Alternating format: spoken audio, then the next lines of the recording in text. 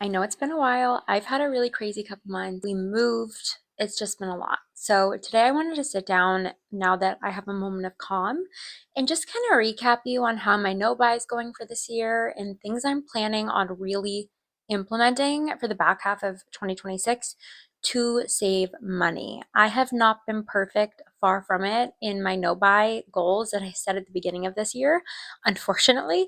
So I came up with a list of some things that I want to work on, and we're just gonna go over that because the goal is to spend less money, save more money, invest more money, and build wealth. I'm looking a little rough today because my kid was up at 4 a.m., but we're gonna disregard that. Okay. The first thing I really want to start doing, and I already have started doing this, the back half of 2026, is really altering the types of content I'm consuming. I'm moving away from beauty content, fashion content, anything that is making me want to purchase things that I just don't need. I'm someone where I have a love for beauty, makeup, skincare, all that stuff, and it's gotten to a point where I'm realizing that I probably have a problem with purchasing those things and I need to reel it in. So recently I went through all my skincare, all my backups. I'm going to touch on the backups in a minute, all my makeup, and I don't need a thing. Unless I run out of something that I don't have a replacement for, I don't need to buy it. Getting into finance content, simple living content, and cleaning content is like my guilty pleasure. At the end of the day, when I want to unwind, I will watch deep cleaning videos for hours, and it's so soothing. It makes me feel like I learn new things about cleaning. I just love it.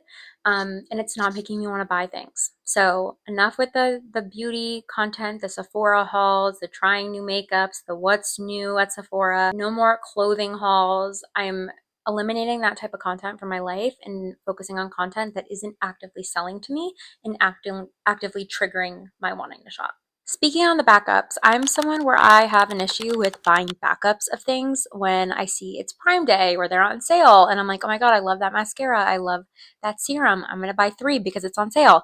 And then what ends up happening is they just sit in my drawer. And then by the time I get around to using these backups, I might not even want to keep implementing them in my routine. So it's just money wasted. And I end up giving them away to friends or family. So what I'm really trying to do for the back half of this year and hopefully beyond is not buy backups. Unless I literally am on the last drop of a product, I don't need to buy it. Okay. If I'm out of the product, then I can repurchase another one if I so choose, but there's no reason for me to have a massive drawer filled with backups. It's just excessive. Another thing is if it ain't broke, don't fix it. Okay. I'm going to give you an example. We've had our Dyson stick, I think it's like the V8 animal cordless vacuum for years, and it's starting to get a little dingy. It's not quite working the way it once was. And I started shopping around for new vacuums, and I had one in my cart that was like $300. And I was like, oh, I should just get it now because our Dyson's going to shit the bed probably soon. And I realized how stupid that is. Like, I don't need to buy a new vacuum until my current vacuum no longer works. Why do I need to have a backup vacuum? Again, with the backups. Why do I need to have two vacuums? I don't. I have one house. I only need one vacuum. When that vacuum stops working, then I will purchase a new one. Coffee's out has been an issue for me this year. I think in my no buy said I was going to stop doing that or really minimize it, and I haven't. I probably get 2 to 3 to 4 coffees out during the week because my job is a field position. So I'm always in my car, I'm always out and about, but realistically, it's just excessive. So I'm going to work on setting myself a $50 a month coffee budget. And that allows me some wiggle room if I need to get 1 or 2 coffees out per week. But for the most part, I'm going to be making my coffee at home. I love the Nespresso Blonde Instant Espresso. I find that the coffees I make myself at home I actually like way more than coffees I can get at Starbucks or Dunkin' or any other coffee shop. So it's kind of a win-win. If I'm not going to even enjoy the coffee I get out, what's the point? A new thing that I am implementing as of a few weeks ago is I am paying myself for the things that I am doing in place of hiring someone to do it for me. So, for example, dyeing my hair. If I dye my hair at home with $5 box dye, if I were to go to the salon and get my hair dyed, it would cost probably $80 to $100. So what I am doing is I actually set up a separate checking account for myself. And anytime I save money on those things, I'm putting the difference into that checking account. And that money is going to be to spend on maybe something I want down the line or maybe to replace beauty products that I run out of. It's just putting money aside where I'm saving it so that it's there for future purchases instead of having to dip into like savings and stuff like that. The box of hair dye cost me $5. If I went to the salon, let's say it cost $80. The difference is $75. So when I do that, I'll put the $75 into my new little checking account. Another example is cleaning the house. Okay, I wish I could justify having a house cleaner. I just can't.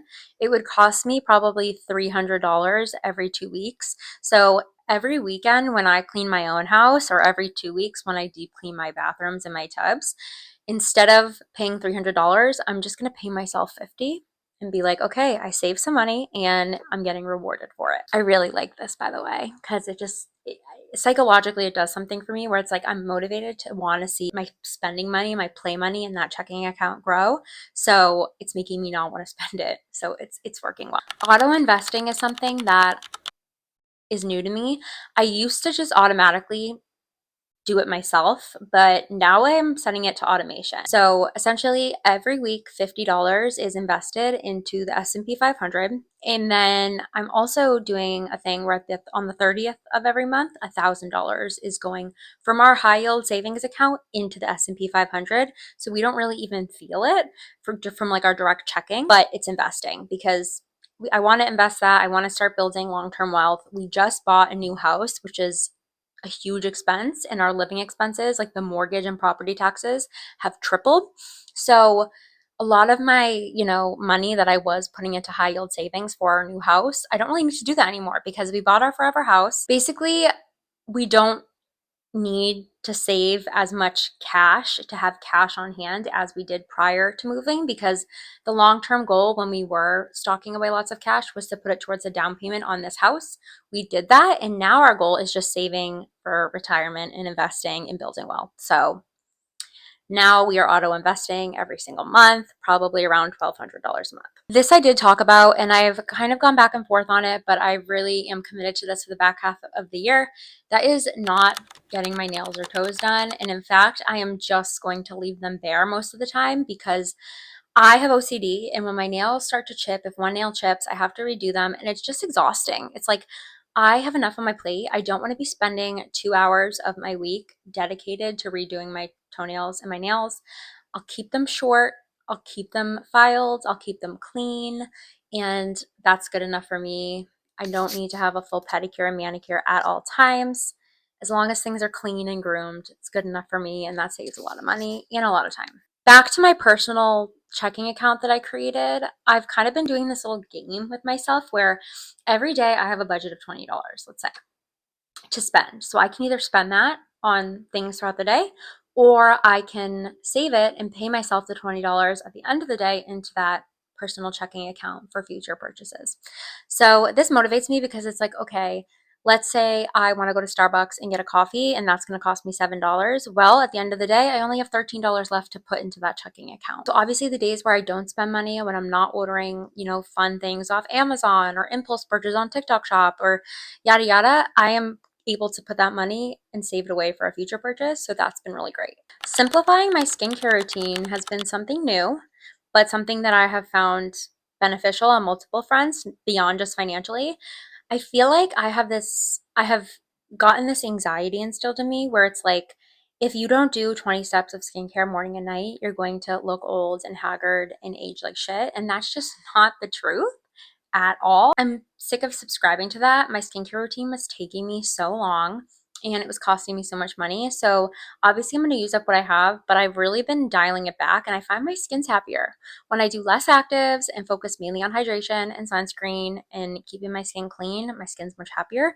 So limiting my skincare routine to like 3 to 4 steps morning and night has been a game changer, and I know it's going to save me money in the long run. A question I've been asking myself before I purchase something, before I click buy online, is, do I even really want this?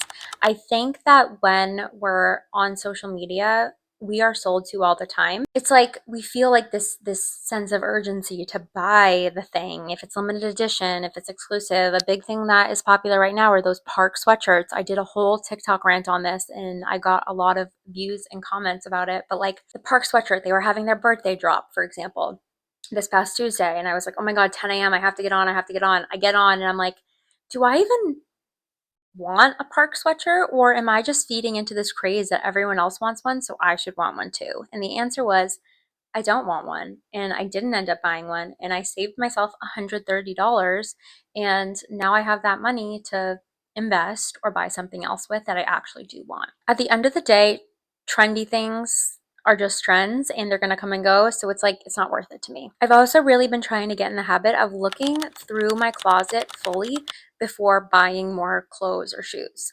For example, my sister's wedding is next month, and I'm like, I need a dress for the rehearsal dinner. I don't have anything. What am I going to wear? And I started going on Amazon and looking at dresses, and then I was like, wait a minute, let me go through my closet. And turns out I have 2 to 3 options that are very lightly worn that I can make work for her rehearsal dinner. It's one night. I'm probably not going to wear it again, so why not just use something I already have? So if you're constantly auditing your closet, you're going to get more use and more wear out of the things you have and not spend money on new things. One thing I've done recently is I keep a note pinned at the top of my notes in my iPhone of my non-negotiables. So these are things monthly that I personally will not budge on. Like, these are things that I think are worth it, that I want my money to go to. The first thing would be childcare. Childcare is so worth it. I need to remember that I'm having an extra childcare expense over the summer because daycare is closed. It's worth it for me. I work, my husband works, we need childcare, so that's an added expense that I think is worth it. Another one is my GLP-1. I take a microdose of a GLP-1. It helps my food noise. It makes me so much happier. It makes me feel better in my body. I know GLP-1s are controversial. This is just my opinion. It's worth it for me. So for that, I pay about $150 a month. I keep that on the list. So anytime I'm like, ooh, I want to go buy like a $200 bag, I check my non-negotiables and I'm like, wait, $150 a month for my GLP-1. I forgot about that. I'd rather this money go towards that than a new purse that I don't need. I think that's it. I had my list on my notebook. I think that's everything I wanted to touch on. But basically, I acknowledged I think I do have somewhat of a shopping problem when it comes to beauty and skincare and makeup. And I'm trying to rein that in. I'm trying to reel it in. Since we moved and we bought this house, our expenses are going up, and I want to be on top of everything and I want to feel comfortable with that. And by eliminating excess spending and the urges to shop and just doing all these little things that I've talked about in this video, it's going to make me feel a lot more calm and a lot more in control of my finances. So hope you found this video helpful. I will definitely be back soon for more. I'm hoping to do a house tour once things are a little bit more settled. And I also want to do a budgeting video with our new budget once we have that situated. As you know, when you move into a new house, it takes a few months for everything to level out and you to figure out like, okay, what are my monthly expenses look like? So that will probably come sometime in the fall once I'm able to sit down and have that all planned out. If there's anything else you want to see from me, let me know and I will talk to you guys soon. Bye.